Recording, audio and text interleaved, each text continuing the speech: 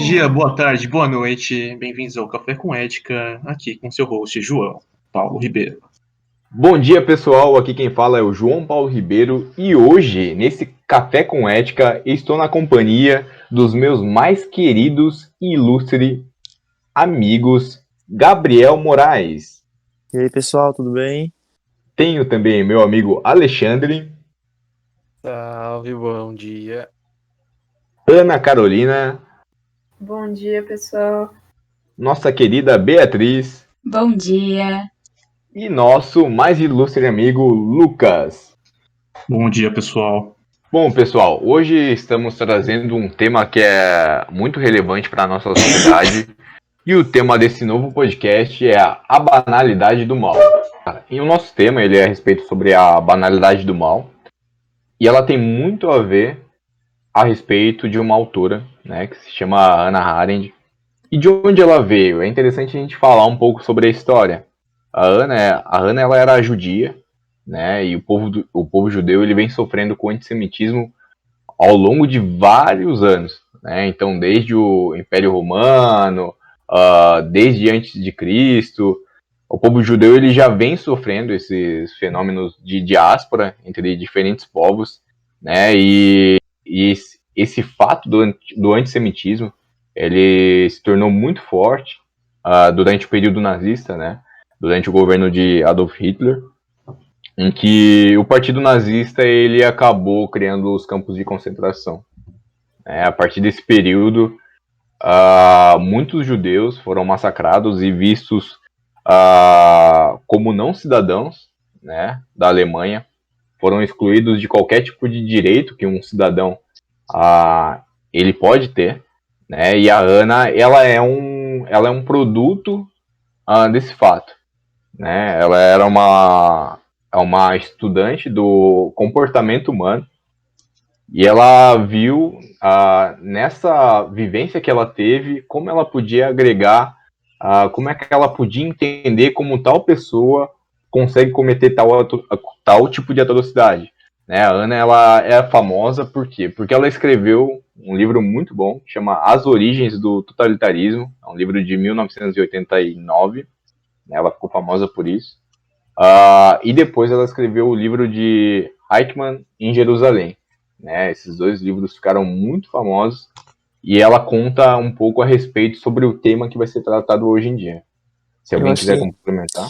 Eu acho que é interessante a gente falar que a Hannah, ela, além de ser judia, ela era alemã, então ela morava na Alemanha, ela trabalhava na universidade, foi privada desses direitos, foi levada para um campo não de concentração, não de trabalho, mas de internação na França, e depois ela conseguiu fugir de lá com o marido dela e foi para os Estados Unidos, onde ela conseguiu um visto, morou lá pelo resto da vida dela.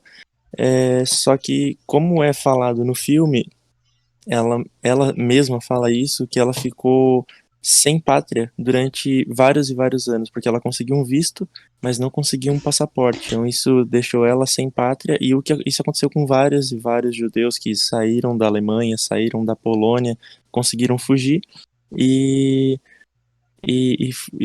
para não serem mortos, para não serem capturados. É legal lembrar também que no contexto histórico do nazismo começou mais ou menos os movimentos, né, depois da Primeira Guerra, crise, fome, caos na Alemanha principalmente, e o Tratado de Versalhes, tal, muitas opressões e abatimento de despesas de guerra para a Alemanha, gerando fome, miséria.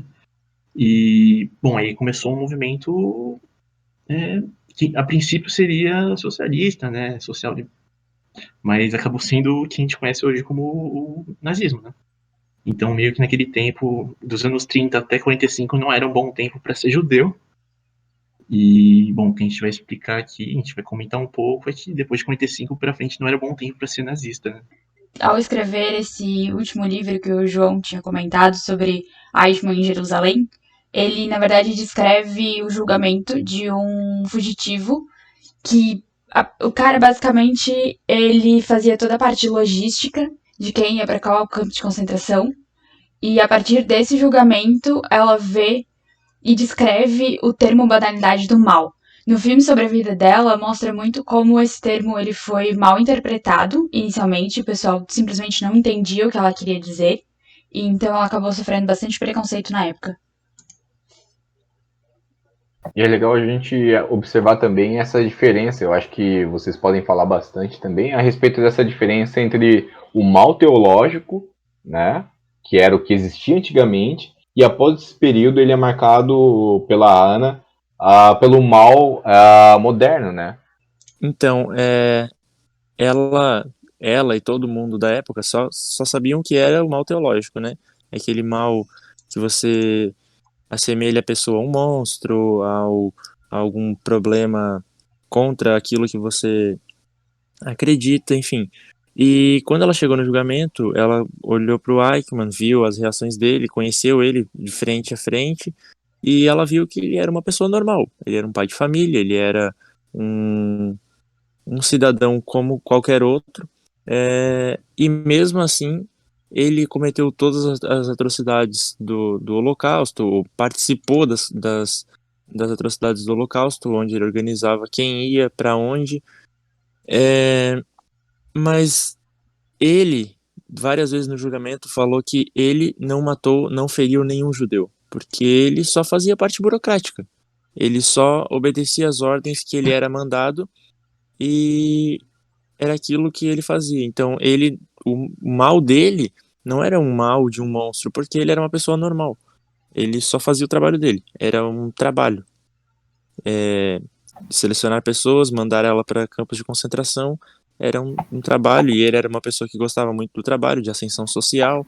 E aquilo se tornou normal para ele. E isso é o que a Hannah começa a descrever como mal banal, ou mal moderno.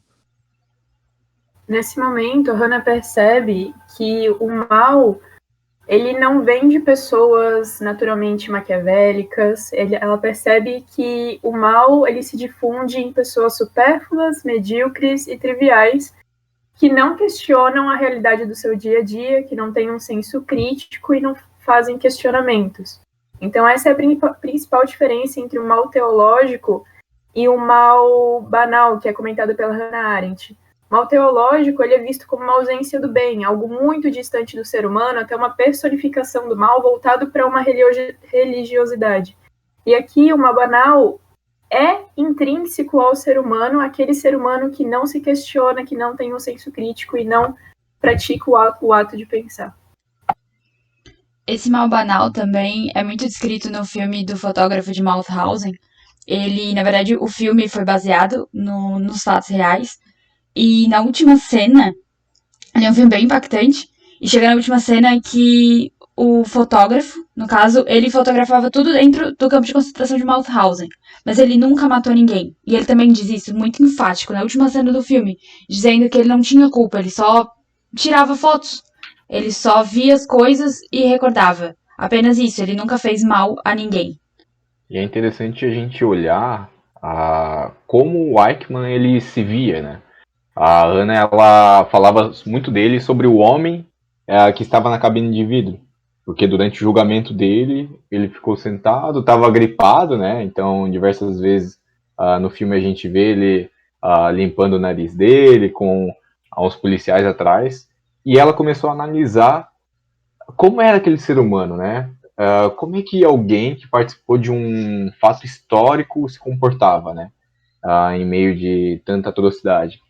E ela viu, como foi dito aqui, que ele era um homem normal, né? E o crime dele era ser um burocrata, né? Então, esse novo tipo de criminoso, ele tinha uma nova profissão, que era ser um burocrata, né? Então, ele só seguia as leis, né? Essa era a desculpa dele, né? Então, a função dele era assumir a responsabilidade que lhe foi dada, né? E fazer essa execução, né? Então ele só cumpria a ordem. E o advogado dele ele fala bastante a respeito de que a culpa dele ela vinha da obediência, né? E a obediência ela é louvada. Então a obediência ela é uma virtude, né? Então a gente está falando sobre um nazista, mas um nazista que ele era um nazista, como eu posso dizer, um nazista responsável, um nazista que cumpria ordens superiores, né? Era a visão dele. Eu acho interessante a gente falar um pouco sobre isso também. Não sei o que vocês acham, não sei o ponto de vista que vocês têm a respeito disso. Não sei se estou fazendo meio que o papel do diabo aqui, do Na advogado do verdade, diabo. na verdade, ele era responsável, ele era um homem correto dentro da sociedade em que ele vivia, né? Porque as leis, durante o período totalitário, se inverteram. Quando o normal é não matarás, no caso do totalitarismo, se você é um judeu, então mate-o. Né? Se ele é um judeu, mate-o. Então, ele seguiu as ordens, ele estava dentro da lei do nazismo. Então, isso leva muitas pessoas a pensar. E quando a Hannah disse isso, muitas pessoas interpretaram isso como se ela tivesse perdoando ou isentando o Eichmann da culpa. Não foi o que ela quis dizer. Ela quis dizer que ele não praticava aquele mal como todo mundo já conhece. Ele praticava um outro tipo de mal, que foi o que ela descreveu, que foi o que ela trabalhou em cima e foi a tese dela, na verdade, que não existe somente um tipo de mal, que é o mal teológico. A partir daquele momento, passa a existir um novo tipo de mal, que é o mal banal, onde a pessoa só faz o que ela é incumbida de fazer, não pensa se aquilo é certo ou errado, e, e segue a vida dela, sabe? E se isenta da responsabilidade, porque na cabeça dela a responsabilidade é de quem passou as ordens pra ela, e pra ela tá tudo certo. É que nem aquele. Não sei se você já viu aquele filme do The Wall lá, do Pink Floyd, o mesmo clipe. Se alguém já viu? Alguém já viu aí? Sim, E, sim. que daí os caras ficam andando numa esteira assim, tipo. Daí vem a máscara depois na cara deles, né? Eles estão no trilho lá. E aí, em algum momento, pelo menos no filme, né? O professor lá, ditador, e os alunos só indo e seguindo um sistema. Até que um dia alguém decide pensar diferente, né? Tipo, é que nem o Gabriel falou assim: o cara tá lá fazendo mal e nem sabe o que tá fazendo, né? Porque ele não pensa nas ações dele. Mas aí, a partir que um sujeito que tá dentro dessa sociedade começa a pensar, porra, cara, o que que eu tô fazendo, né? Tipo, meu, será que o que que eu tô fazendo? Literalmente, começa a pensar nas ações dele, isso começa a gerar outro tipo de situação, né? Que a gente vê no filme, ou próprio na música, que é que os alunos botam fogo na escola, eles veem que aquilo lá é o mal, né? Então, eu acho que essa coisa da banalidade do mal, ela só não traz um tipo diferente de mal pra gente, como ela mostra como é bom pensar nas coisas que tu faz, sabe? Tipo, alienação, assim. Como é bom não ser alienado, né? Então, queria trazer esse outro ponto de vista aí, tipo, um ponto que não é só sobre o mal, né? É sobre como as pessoas podem agir pra tornar o mundo melhor, sabe? Tipo, não sei se vocês entenderam o ponto aí. Sim, Sim, sim, eu entendi perfeitamente. Mas, assim, toda essa reflexão já para pensar que foi o caso de o Leviatã nascer, um Leviatã mau, e então todos os integrantes dele, desde a cabeça, o Hitler, o Führer, né, o Himmler, o líder da SS e tal, eles estavam regendo um corpo e todos, absolutamente todos, estavam fazendo a engrenagem girar.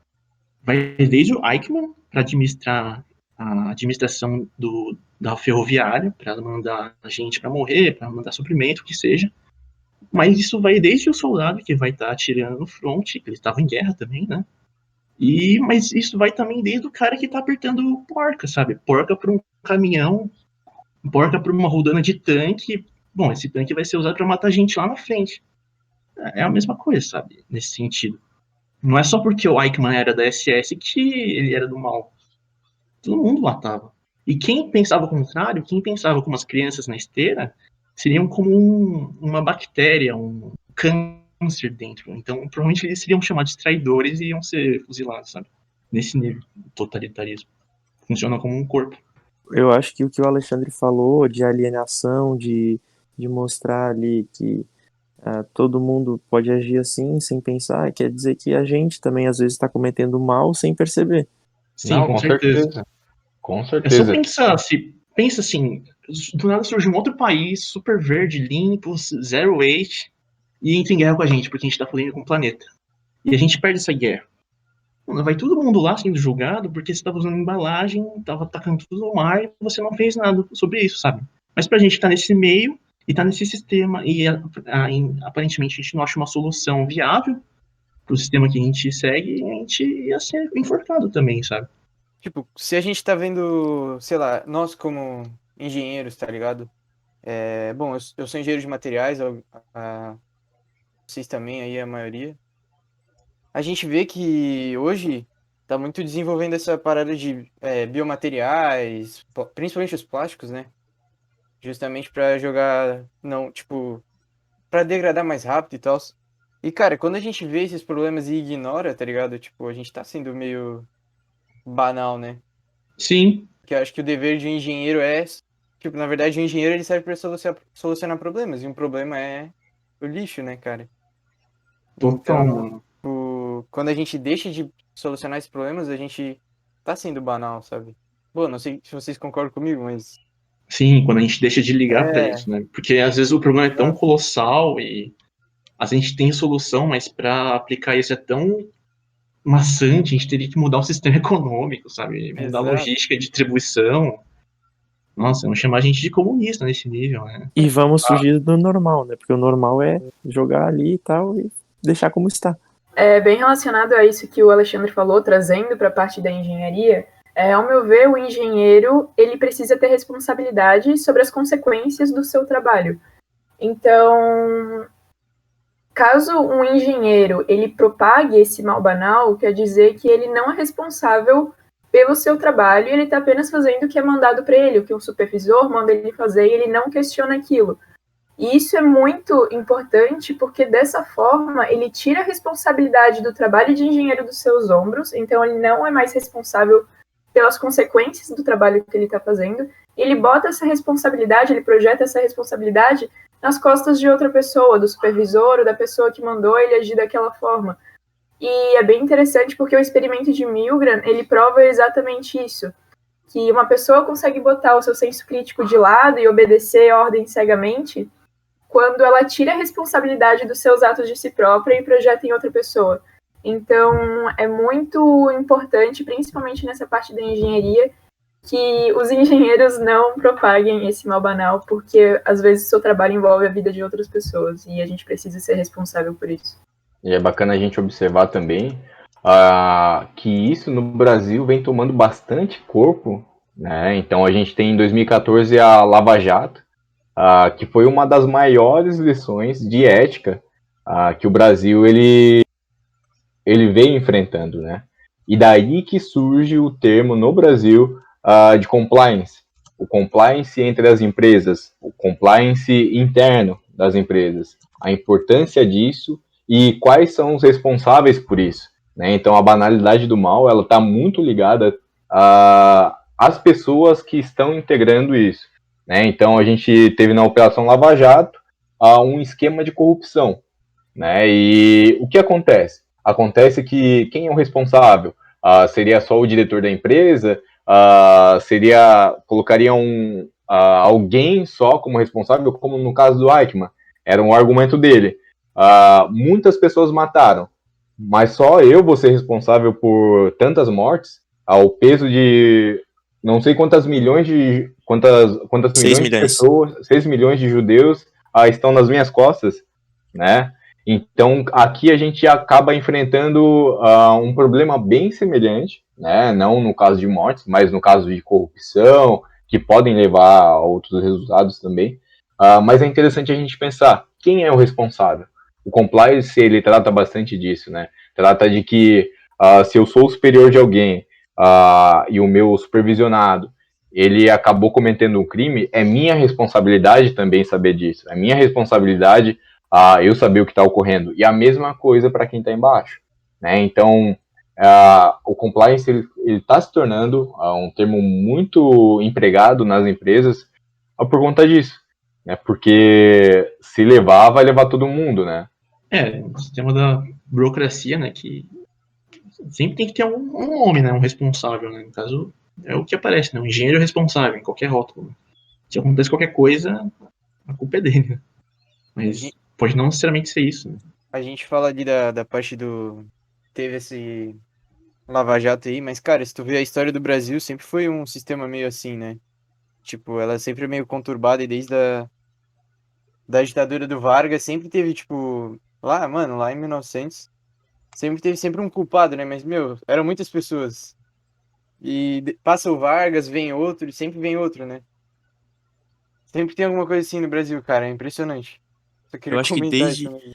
eu acho que desde 1500, né? Porque, É, não, a gente só escraviza os negros porque o rei manda. Então, a gente só tá fazendo isso porque o rei manda, porque vai trazer mais lucro para Portugal e assim foi seguindo a história do Brasil sempre, desde o nascimento até hoje, na verdade. Se você pensar hoje, no cenário atual, existem aí autoridades políticas que dizem que a máscara numa pandemia não se faz necessária ou é algo até anti-higiênico ou que a vacina não a vacina é um mal e aí milhões de pessoas, vários milhares de pessoas morrem no mundo todo e se uma autoridade política diz isso, várias pessoas aderem a isso porque elas não pensam, acabam é, se tornando, cometendo um mal banal também, porque elas não pensam, elas só aceitam o que que aquela autoridade diz, não usam máscara ou não se cuidam, e aí acaba propagando mais e mais ainda o vírus. E então, desde sempre, isso tá dentro da nossa sociedade, às vezes sem a gente perceber, às vezes a gente percebe, ou às vezes a gente só vê quando já é tarde demais. Mas será que esse problema ele é um problema do Brasil ou é um problema da burocracia? A gente observa que a burocracia ela é muito eficiente para as grandes organizações. Né? Através da burocracia, as coisas conseguem acontecer de forma rápida. Né? Mas a gente também tem um aspecto meio que negativo dessa postura, né? Porque ela é algo muito técnico e muito mecanizado. Né? Então, por um lado, a gente ganha certa eficiência, né, em um resultado que a empresa ela busca, mas de outra forma também a gente perde um pouco desse comportamento pessoal de cada um, né, que acaba não sendo tão levado em consideração. Né? Então, o pensamento individual do que é certo e errado, do que pode ou não fazer, ele é muito importante, né? Tanto que isso está muito em pauta em todas as empresas. Não em todas, né? Mas na grande maioria das empresas globais, elas vêm trabalhando bastante isso. De pensar de todo indivíduo ter voz dentro da empresa. Né? Então, acho interessante a gente falar sobre isso também. Não sei o que vocês acham, se isso é realmente um problema só do Brasil, ou se isso seria algo mais voltado à burocracia, ou se tem algum outro fator também. É bem legal a gente estar discutindo. A falta de senso crítico hoje tá muito forte aí, com toda a parte de fake news e tudo.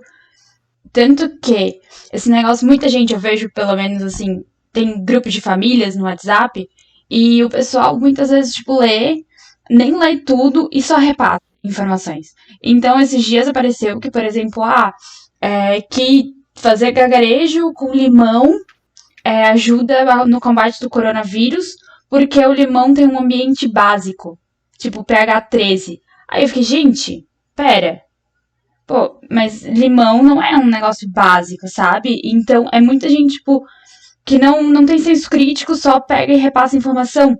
Até nessa linha, em 2014, teve no Guarujá uma mulher que espalharam uma fake news dela de que ela era sequestradora de crianças e simplesmente foi linchada na rua e ela morreu. Ela não tinha nada a ver com isso, sabe? Então, muita gente hoje falta senso crítico de ler alguma coisa e realmente pensar, isso pode ser verdade? E não só ficar compartilhando informações. Isso aí também, pelo menos na minha visão, entra muito nesse negócio da banalidade do mal, porque tu não vê que tu tá fazendo mal, mas no fundo tu tá fazendo por falta de pensamento. E isso não é um problema só do Brasil, né? É um problema da humanidade. No mundo todo a gente vê exemplos disso. E a própria Hannah Arendt, numa das últimas falas dela no filme, ela diz que O mal, ele não é profundo, ele é raso, então você não precisa de muita coisa para fazer o mal. Agora, o bem, ele é profundo, então você precisa pensar, você precisa analisar isso realmente está certo, eu quero ajudar essas pessoas, então eu vou fazer o bem. É uma coisa muito mais difícil de ser praticada do que o mal, né? E para vocês, o que se enquadra entre mal e o que se enquadra entre bem? Para a gente ter uma definição assim. Queria saber a opinião de vocês. Até onde o que eu faço ele pode ser considerado uma coisa boa? Até onde o que eu faço pode ser uma coisa ruim? Será que isso tem diferença entre culturas? Porque, por exemplo, aqui Cara, no Brasil, se eu comer um churrasco, ok.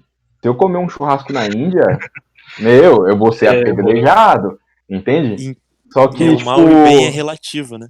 exatamente. Só que, mano, tipo, pode tem crer. alguns pontos também, né? Tipo, por exemplo, a partir do momento que eu mato uma pessoa, isso é considerado extremamente mal, né?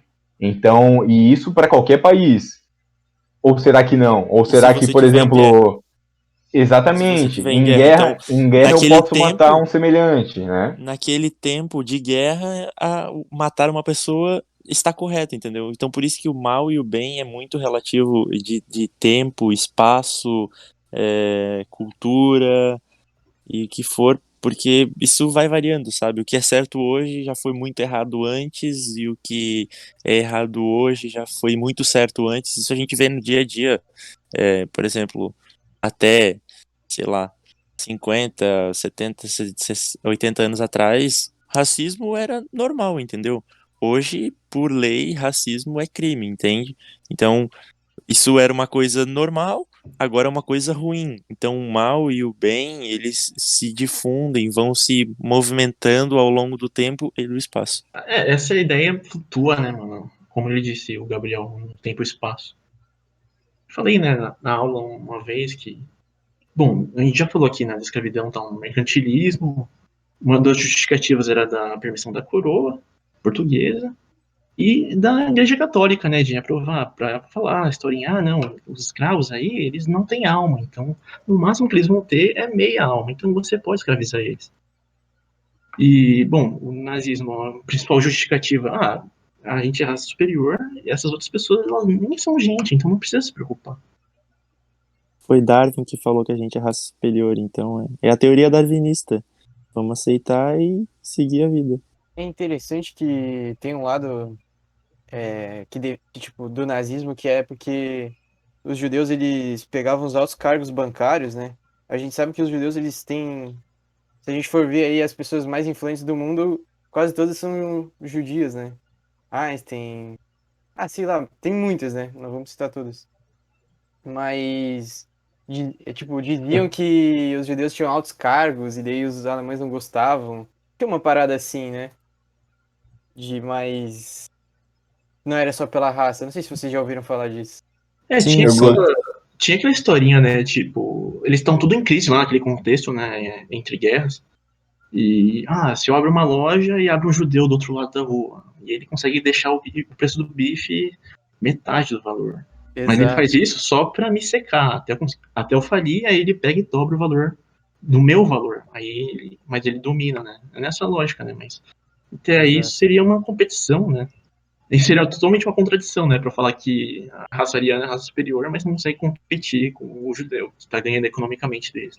Historicamente, o povo judeu sempre foi muito rico e isso acabou é, causando bastante incômodo nos outros povos. E da mesma forma, o povo muçulmano ele sempre foi um povo muito comerciante, então o comércio do povo muçulmano sempre deu muito certo. Isso também incomodou várias outras pessoas, por isso eles sofrem preconceito também. E eles, os outros povos que se destacam acabam gerando incômodo nos outros, e aí os outros respondem de certas maneiras, como o nazismo, por exemplo. O nome disso é recalque, mano. Existe recalque desde antigamente, para vocês terem uma noção. Olha Não só. é uma palavra nova. A palavra é nova, mas o sentimento ele já é um sentimento antigo, né? Mas não é nem também essa lógica. Eu falei claro, no exemplo dos alemães, tal, o recalque, né?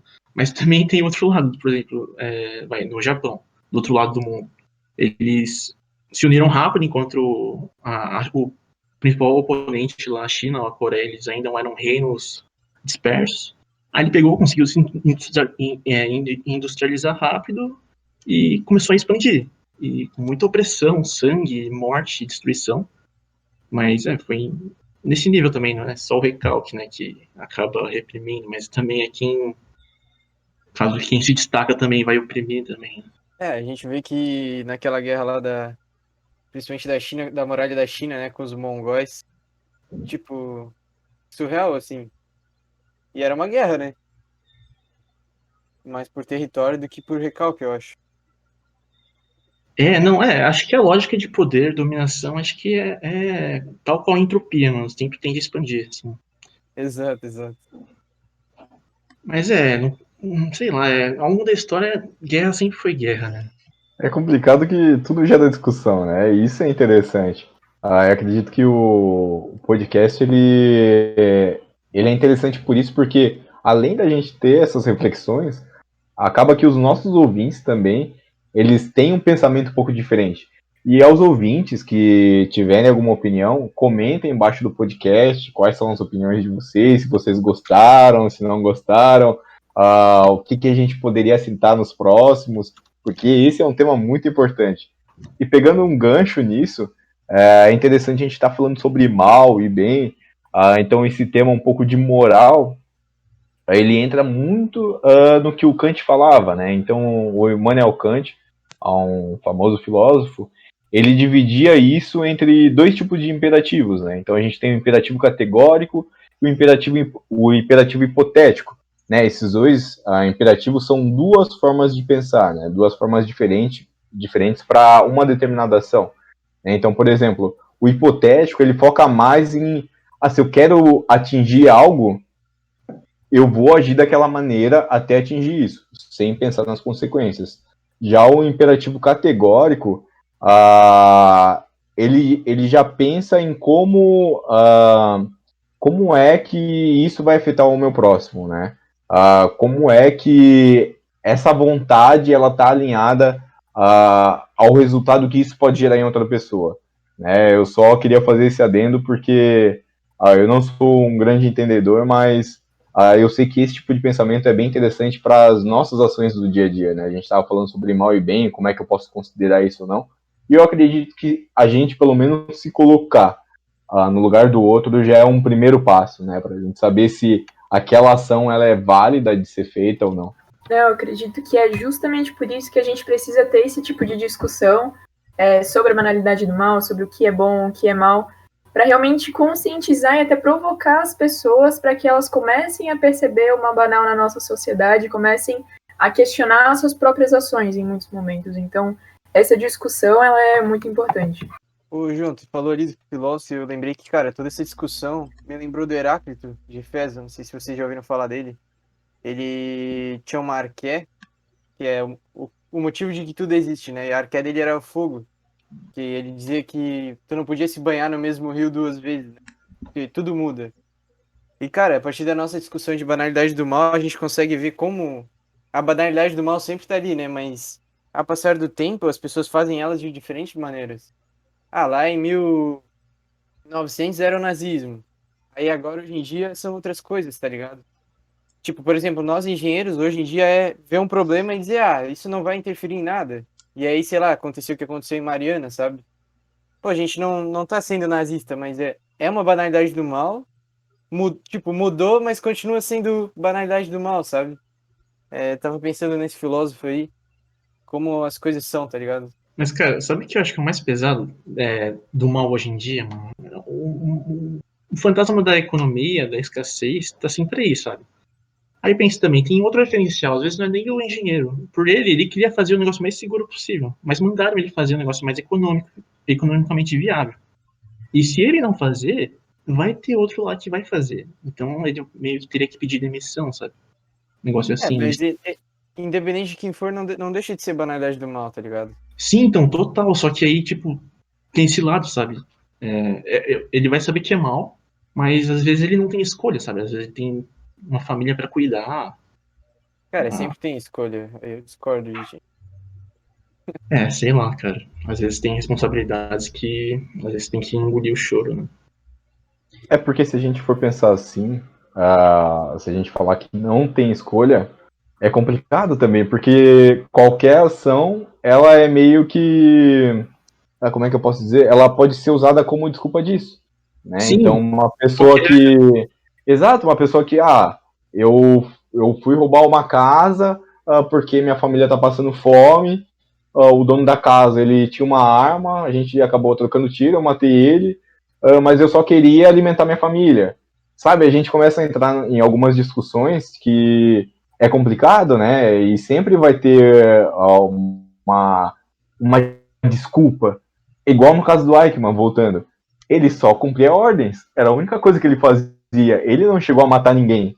Né? A única coisa era trabalhar a questão logística. Só que a logística dele era algo um pouco mais obscuro, né? Então, esse é um ponto bem importante da gente conversar.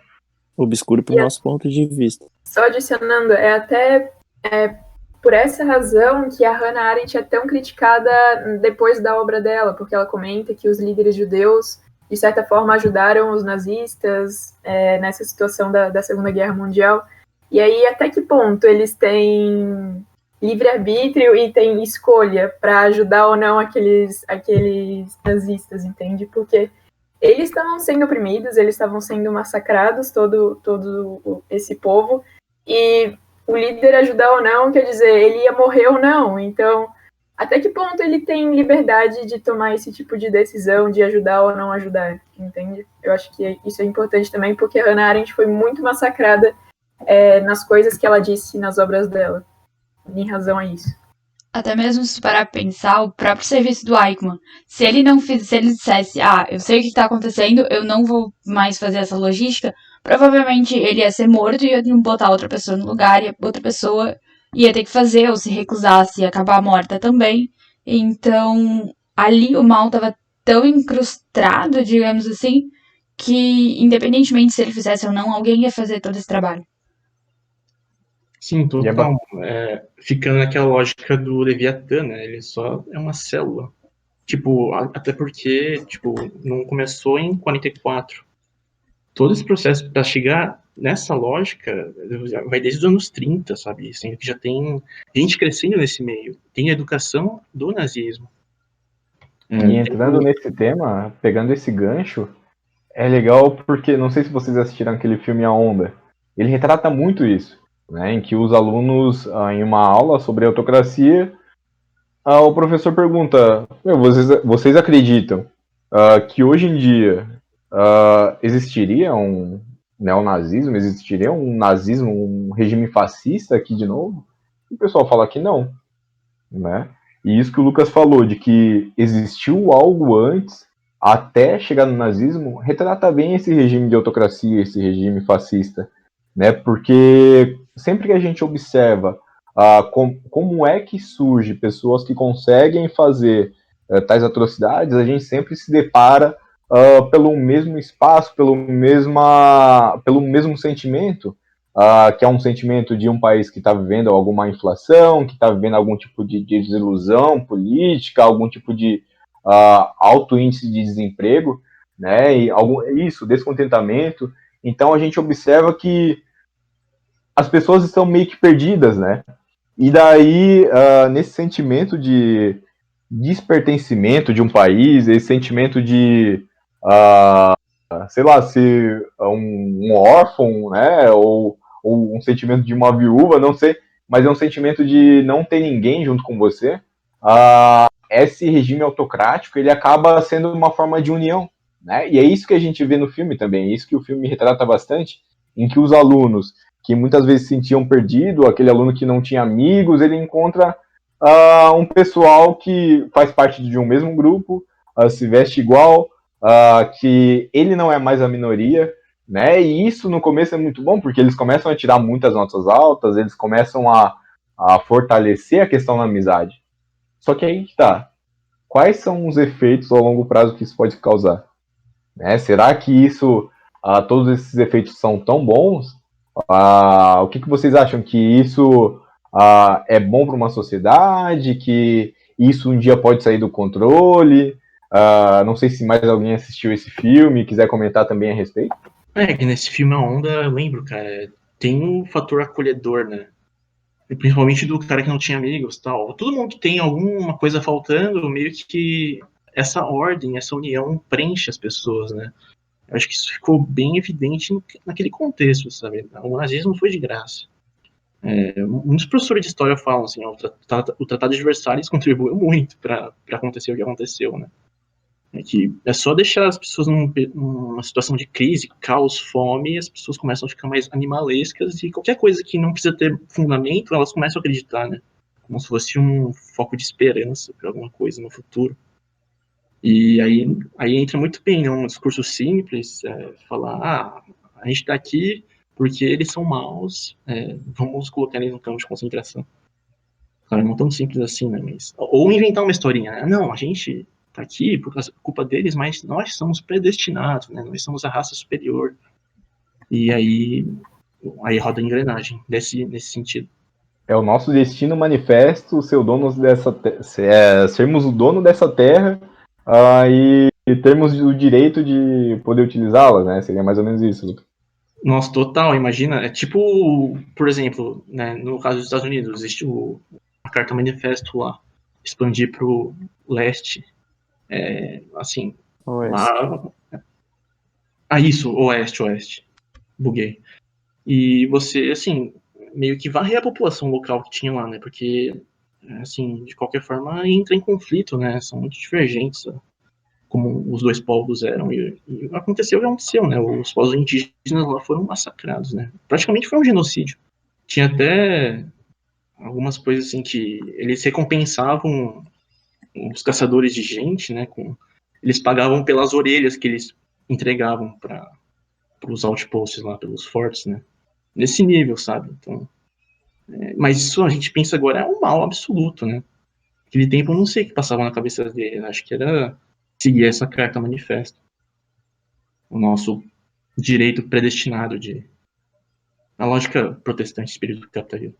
E bastante nesse filme A Onda, que o João comentou antes, é um filme que trata bastante sobre regimes totalitários, como eles acontecem, e a gente percebe, então, que a gente tem um descontentamento dos estudantes que estão ali, todos eles têm algum tipo de problema social, digamos, e eles querem pertencer a um grupo, então chega um líder, que nesse caso é o professor da turma deles que está ensinando autocracia para eles, que tem um discurso muito bom, que dá esperança para esses alunos, não, as notas de vocês vão aumentar, vocês vão fazer parte de um grupo, e quando eles vêm, eles seguem esse professor sem questionar nada, porque eles veem ele como uma autoridade, e esses alunos, eles ficam alienados, eles não têm mais capacidade de discernir o que é o certo e o que não é o certo. Então, a gente vê também a banalidade do mal intrínseca nessas nuances, né, dos alunos seguirem o professor sem questionar em nenhum momento, e até mesmo fazer mal para as pessoas que não concordam com aquele posicionamento. Então, é algo que a gente percebe bastante nesse filme A Onda. E também a obra A Origem do Totalitarismo, da Hannah Arendt, trata bastante sobre isso. Eu acho que nesse filme A Onda aí, na verdade, o professor, ele dá uma ideia para os alunos e eles distorcem totalmente a ideia dele, sabe? Tipo, eu não sei se é bem uma banalidade do mal, porque eles, claro, tem esse sentimento de se pertencer a um grupo, mas é o professor que fala o que eles devem fazer. Tipo, eles vão lá na rua, começam a pichar tudo, mas é o professor que fala isso, sabe?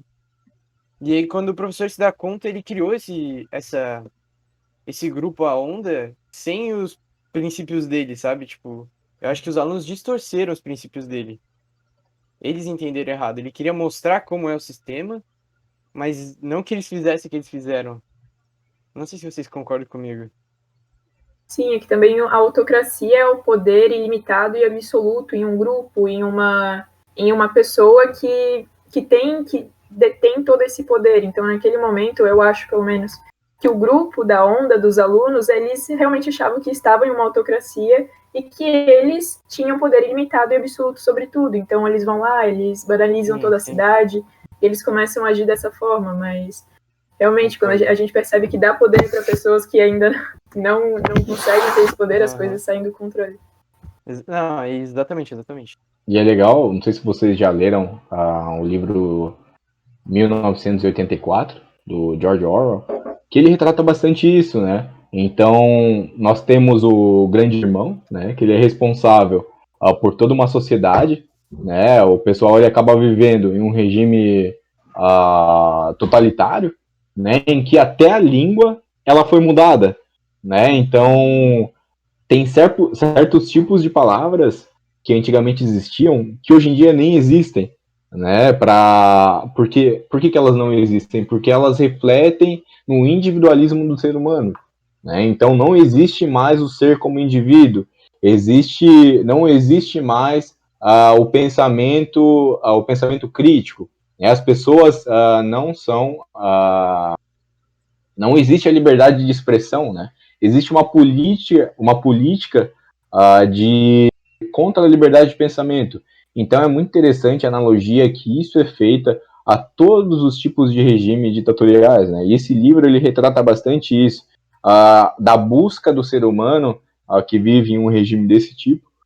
Como é que ele faz para sair disso, né? Como é que ele se enxerga dentro de uma classe, né? Então ele começa a ver que existiam níveis de classe social em que as pessoas viviam daquela forma, não refletiam sobre um modelo de vida, né? Acabavam vivendo, indo trabalhar, cuidando da família, vivendo aquilo e sem refletir sobre como a vida ela era levada, como eu sou, como é que eu posso dizer? Como é que eu sou bloqueado no que eu vou falar? Como é que eu trato uma outra pessoa? Enfim, é um livro bem interessante. Não sei se mais alguém leu, mas eu recomendo bastante porque trata bastante sobre essa questão de uma ficção mais uma ficção política, né? Eu acho bem interessante. E o fato justamente de, como tu falou, eles só seguirem a vida e não pensarem sobre o que eles estão fazendo, faz com que eles sejam vítima da banalidade do mal, uma vez que esse regime totalitário evolui para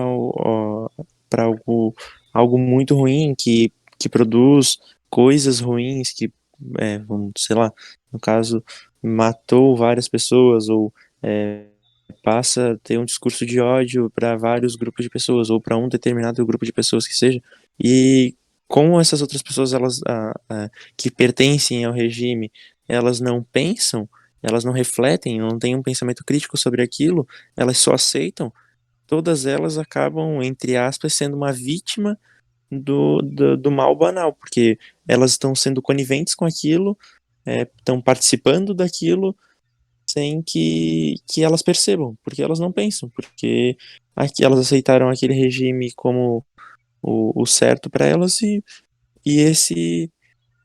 isso acaba sendo o certo, mesmo que seja o mal, vamos dizer assim.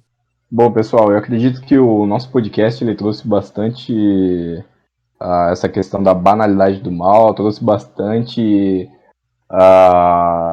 várias reflexões, né, sobre como nós podemos pensar, não eu ia falar devemos, mas como nós podemos pensar como ser humano, né, pensar na nossa estadia aqui, né, enquanto estamos vivos, como a gente pode tratar o próximo, como é que a gente pode pensar sobre o que está acontecendo ao nosso redor e principalmente o nosso papel como engenheiro, né? Trouxemos bastante forte a questão da Hannah Arendt, no caso do Eichmann, foi um fenômeno que foi muito diferente para a sociedade, né? Então, eu acho que esse bate-papo ele foi bem interessante para a gente refletir, não só nós, mas como as pessoas que também estão nos ouvindo. E eu queria também que cada um agora desse uma mensagem final sobre o que achou desse podcast, ou alguma mensagem resumindo o que foi falado aqui hoje. Ale, se quiser começar, fica à vontade e passa a mensagem para o próximo. Acho que foi uma conversa bem legal, a gente conseguiu ter uma discussão aí saudável e ver como as coisas acontecem em vários âmbitos da sociedade, né? Principalmente na parte da engenharia também. E acho que é isso. Obrigado pelo convite aí do podcast e pela conversa. Eu acredito que a gente foi muito feliz na nossa discussão. Acredito que a gente conseguiu, ao menos, provocar um pouco os nossos ouvintes para eles pensarem um pouco por conta própria e perceber a banalidade do mal no nosso dia a dia. E isso é muito importante. Então, eu acredito que a nossa discussão ela é bem pertinente a respeito disso e espero que os nossos ouvintes tenham gostado também. Eu acho que, como os outros colegas já comentaram, foi uma discussão muito rica de pensamento e realmente acho que a gente precisa ver o que aconteceu, refletir sobre isso para tentar fazer um futuro com que não tenhamos que passar por tudo isso de novo. É realmente aprender com o que já foi feito no passado. Queria agradecer a oportunidade de ter participado desse podcast. Acho que foi uma conversa muito, muito relevante para que a gente possa parar e refletir nos nossos atos e ver se realmente aquilo que a gente está fazendo é o que a gente considera certo ou a gente só está fazendo no automático. E se nossos ouvintes perceberem isso aí, deixa aqui embaixo no comentário algum fato aí que já ocorreu com você de estar cometendo um mal banal. E é isso aí, obrigado pela oportunidade, até a próxima. Fiquei muito feliz com a conversa que a gente teve. Acho que deu para tirar muitas ideias aqui que a gente conversou. Eu acho que sobre a discussão é legal a gente sempre ter a habilidade de tentar abstrair, ver nós mesmos em terceira pessoa e pensar como que eu seria discutido ou conversado sobre no futuro, sabe? Aí talvez a gente tenha conseguido entender, porque a gente tem referenciado o que aconteceu no passado. Acho que o exercício de abstrair isso para um tempo além seria também legal, sabe? Bom, pessoal, o Café com Ética fica por aqui. Espero que vocês tenham gostado, tanto quanto a gente, desse podcast. Foi muito enriquecedor. Para quem quiser seguir a gente nas redes sociais, o link vai estar embaixo da descrição do podcast. Mas é isso, pessoal. Fiquei muito feliz e até a próxima semana com Café com Ética.